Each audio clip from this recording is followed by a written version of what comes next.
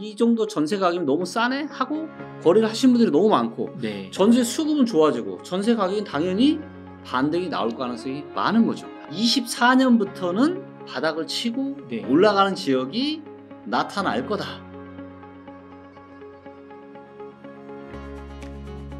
투자 수요. 네. 이분들의 얘기는 전세가가 지금 오르고 있다. 네. 역전세는 아니다. 네. 전세가가 떨어지는 게 아니고 전세가가 오르기 때문에 네. 요 갭이 줄어들어서 투자 수요가 다시 올라갈 수도 있다. 뭐 이런 네. 얘기 하시거든요. 네. 전세 상황은 좀 어떤가요, 지금? 네. 자, 이거를 보려면 뭘 봐야 되냐면요. 네. 전세 가율 데이터를 봐야 됩니다. 자, 우리가 갭 투자를 한다는 건 뭐냐면 네. 매매가가 있고 전세가가 있는데 이거의 차이가 아주 좁은 겁니다. 즉 전세가율이 아주 높아야 돼요. 그럴 때 갭 투자를 하는 겁니다. 자, 서울을 한번 보도록 하겠습니다. 자, 전세가율 데이터를 볼 거고요. 네. 자, 서울의 지금 전세가율은 어때요? 높은 수준이에요? 낮은 수준이에요? 엄청 낮은 수준인데요. 그러면 갭 투자를 할 수 있다 없다? 없죠. 이 정도 할 수 없죠. 그렇죠. 갭 투자는 언제 하는 거예요? 이럴 때. 이때가 언제예요? 2016년 3월달.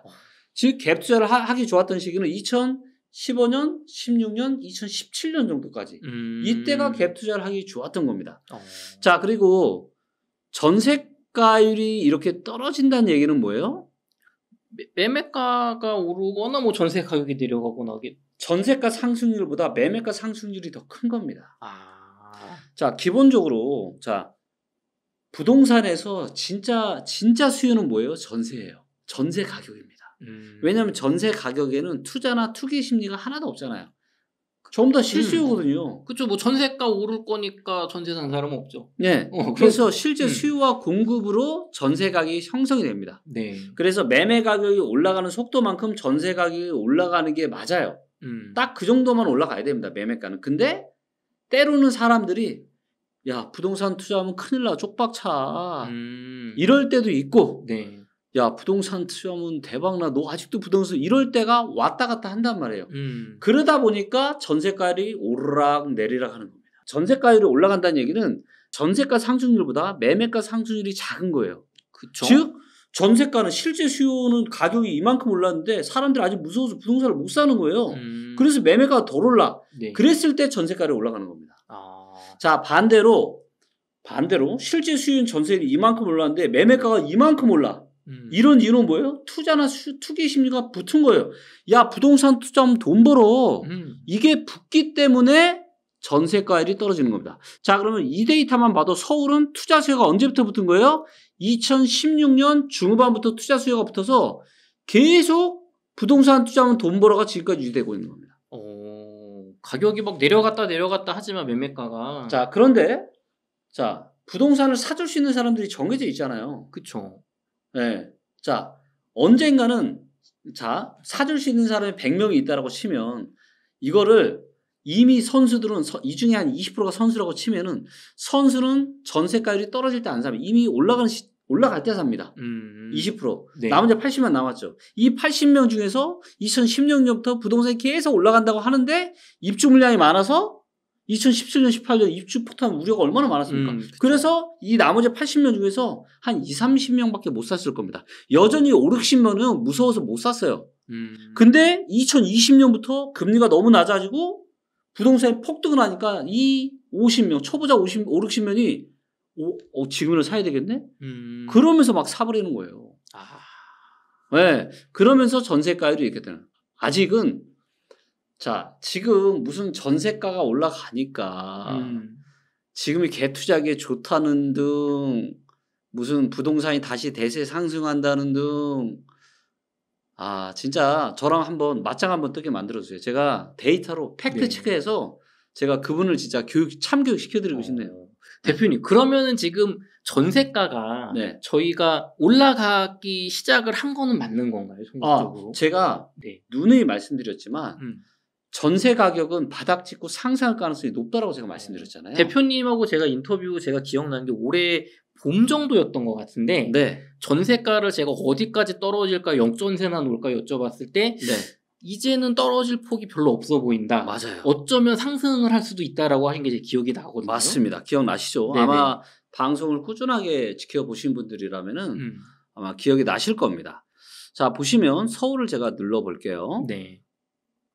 자, 요게 이제 서울의 전세 수급인데 네. 제가 왜 그런 얘기를 했냐면 서울에 요게 이제 파란색이 전세 공급이에요. 네. 전세 공급은 줄어들고 빨간색인 전세 수요는 어때요? 늘어나죠. 그러면서 네. 뒤에 막대 그래프 계속 올라가죠. 이게 계속 올라가는데 우리가 이제 매물이랑 요 데이터를 한번 보시면 네. 그래서 수급 자체, 즉 공급은 줄어들고 수요는 계속 증가하는. 그럼 수요가 증가하니까 가격이 어떻게 돼요? 올라갈 수밖에 없죠. 자, 그런데 자, 이게 이제 서울을 보시면 우리가 전세 거래를 한번 보도록 하겠습니다. 네. 요 파란색 선이 전세 매물입니다. 전세 매물이 어때요? 계속 줄어들고 있죠. 네네. 근데 전세 요 보라색 막대 그래프는 어때요? 계속 증가하고 있죠. 거래가 10년 보세요. 자, 10년 중에서 언제가 전세 거래가 제일 많아요? 지금이 제일 많아요. 바로 최근에 거래가 제일 많았습니다. 자, 매물은 줄어들고 그다음에 전세 거래량, 즉 전세가 이제는 이 정도 전세 가격이 너무 싸네 하고 거래를 하신 분들이 너무 많고 네. 전세 수급은 좋아지고 전세 가격은 당연히 반등이 나올 가능성이 많은 거죠. 그래서 요거를 올해 여름 봄에 보시고서 예측을 하는 그렇죠. 거군요. 네. 자, 그런데 왜 제가 매매 시장은 아니라고 얘기를 하느냐. 네. 이거를 자 매매 매물로 가보겠습니다. 자, 네. 지금 서울의 매매 매물 파란색이 어떻게 되고 있어요? 늘어나고 있는데요? 늘어나고 있죠. 네. 지금 72,000건을 돌파했습니다. 해보시면 72,000건. 매물이 지금 서울의 아파트를 팔려고 내놓은 지금 매물이 계속 늘어난단 말이에요. 역사상 최대야 지금. 네. 근데 거래량은 어때요? 이미 6월 달에 고점 찍고 7월 달, 8월 달 지금 떨어지고 있다고요. 증가한 거래량도 미미했는데 네. 그마저도 떨어지고 있고. 그렇죠. 매물은 늘고 있다. 그렇죠. 이거 완전 반대인데요. 그럼 전제가. 어떻게 되겠습니까? 그러면 최소한 지금 매매 시장은 네. 여기서 더 올라갈 파워가 아주 작다라고 이야기하고 있죠. 네네. 네, 그래서 일단 전세는 바닥을 치고 앞으로는 지속적으로 우상향할 가능성이 많이 보입니다. 일부 지역들을 빼놓고. 네. 다만 한 가지 유의하실 건 뭐냐. 만에 하나 네. 혹시라도 경기 침체가 올 경우 네. 지금 일부 경제 전문가분들은 경기 침체가 올 가능성이 높다라고 또 이야기하시는 분들이 네. 있잖아요. 9월 경제 위기설. 네, 그게 뭐 9월이 될지 10월이 될지 11월이 될지 아니면 네. 미국도 그렇고 한국도 그렇고 내년에 또 선거가 있잖아요. 그쵸. 그렇기 때문에 어떻게든 지금 막 부양을 할 수도 있죠. 식어가는 경기를 살려보려고 막 어떻게든 지금 또 할 거란 말이에요. 네. 그러면 이게 또 내년으로 늦춰질 수도 있어요.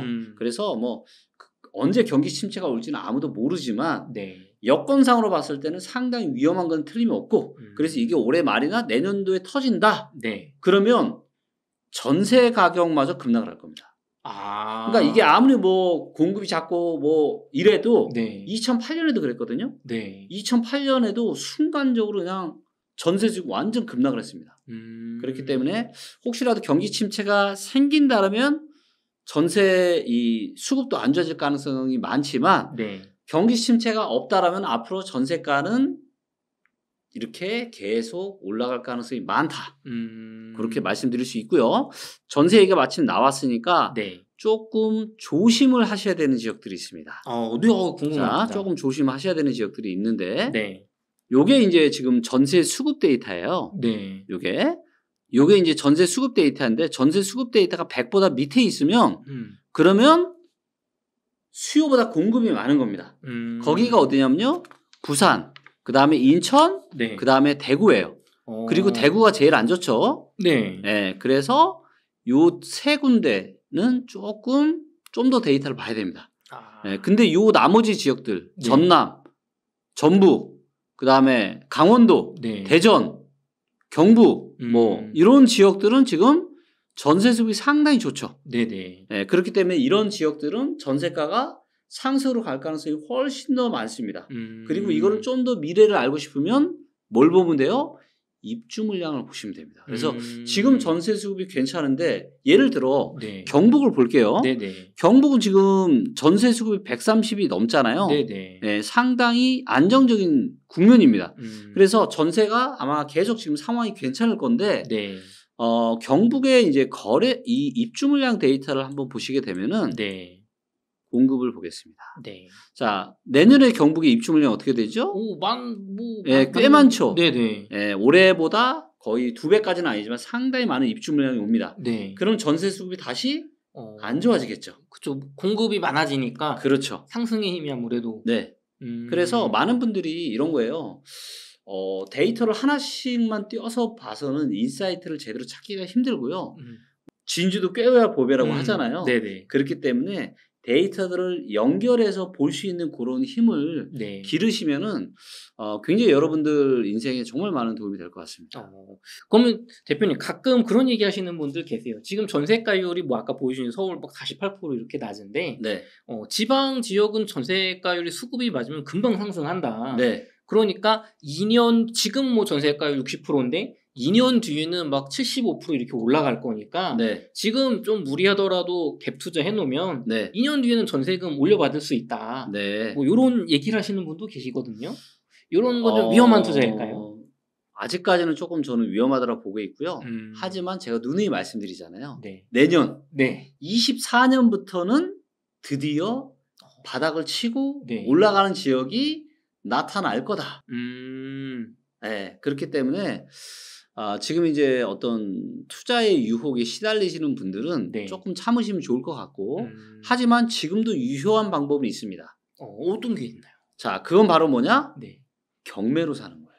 경매로. 자, 부동산 투자뿐만이 아니라 모든 투자에서 가장 좋은 방법은 뭐예요? 싸게 사는 겁니다. 그렇죠. 싸게 맞죠? 사는 사람이 최고죠. 그렇죠. 자, 그래서 현재 가격보다 싸게 사놓으면 네. 더 떨어져도 괜찮아요, 안 괜찮아요? 괜찮죠. 뭐 싸게 샀으니까. 그렇죠. 그러면 싸게 살 수 있는 방법이 뭐가 있죠?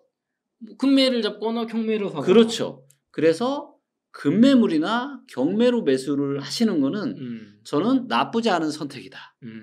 네, 그래서 정말 조금 공격적인 투자자분들이시라면은 네. 네, 경매로 해서 네. 뭐 앞으로 일자리는 많아지는데 앞으로 입주 물량이 줄어들고 네. 뭔가 그런데 지금 상황이 좀 안 좋고 네. 이런 지역들에서 투자 기회를 찾아보시는 거는 저는 오케이입니다. 네, 근데 그런 지역들이 그렇게 많지는 않을 거예요. 네.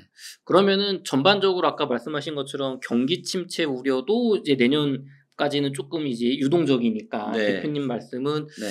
내년에 큰 기회가 오니까 좀 더 데이터를 지켜보고 움직이시는 그렇죠. 게 좋겠다. 제가 진짜 명확하게 말씀드릴 수 있는 건 뭐냐면요.